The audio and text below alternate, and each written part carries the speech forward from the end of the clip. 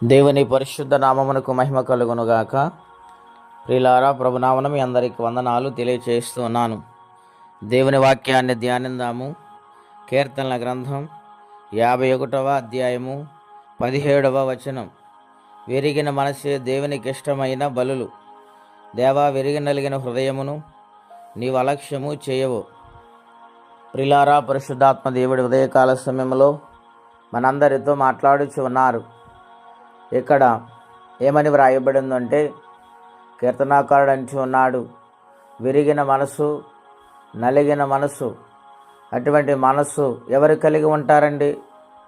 కష్టాలలోనూ, సమస్యలతోనూ, ఇబ్బందులతోనూ, కొరతలు తీరక, అనుకున్న కార్యములు జరగక, పరిస్థితులు అననుకూలంగా ఉంటూ, అభివృద్ధి లేక కృంగిపోతూ ఉన్న ప్రతి ఒక్కరూ కూడా వారి బాధను బట్టి, వారి కష్టాన్ని బట్టి, వారి ఉన్న సమస్యలను బట్టి నలిగిపోతూ ఉంటారు ప్రియులారా.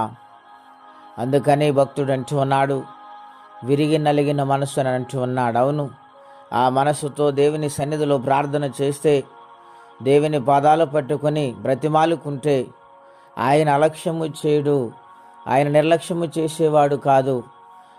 కృంగిపోతున్న వారిని లేవనెత్తు దేవుడు ఆయనే కదా.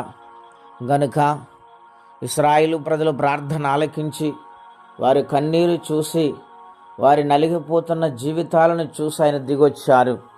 ప్రియులారా, న్యాయకర్త దిగివచ్చారు. ఈ దినాన వాక్యం వింటున్న ప్రియ స్నేహితులారా, ఎటువంటి బాధలో ఉన్నారు? పైకి నవ్వుతూ ఉన్నారు కానీ హృదయములో కృంగుదల, వేదన ఉన్నదా? భయపడవద్దు. ఈ వాక్యం వింటున్న మీరు బలమైన ధైర్యము తెచ్చుకోవాలి. ఎందుకంటే మీ మనస్సు, మీ వేదన ప్రభు అయిన యేసుక్రీస్తు వారు చూస్తూ ఉన్నారు. ఆయన అలక్ష్యము చేసే దేవుడు కాదు, ఆయన విడిచిపెట్టే దేవుడు కాదు. గనుక మీ ప్రార్థన ఆలకించి దేవుడు త్వరలో జవాబు ఇవ్వబోతూ ఉన్నాడు. ఆ జవాబును పొందుకున్నప్పుడు మీరు పొందే ఆనందం ఇంతంత కాదండి. అన్నా, మరా దేవుడు ఆలకించలేదా? మనోదుఖముతో నలిగిపోతున్న ఆమె మనస్సును దేవుడు చూశారు, ఆమె వేదనను చూశారు. వెంటనే దేవుడు ఆమెకు జవాబు కలగచేశాడు. ప్రార్థించిన స్త్రీగా ఆమె మారిపోయింది.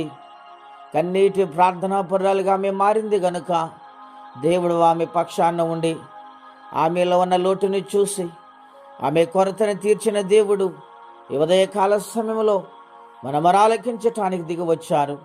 హృదయపూర్వకంగా ప్రభువా, నేను పాపినని క్షమించి, నాకు కావలసిన ఈ యొక్క సమస్య నుండి విడిపించి, ఈ యొక్క ఆశీర్వాదాన్ని విడుదల చే ప్రభువా, నా కుటుంబాన్ని నెమ్మదితో నింపని విరిగి నలిగిన హృదయముతో ప్రార్థన చేయండి.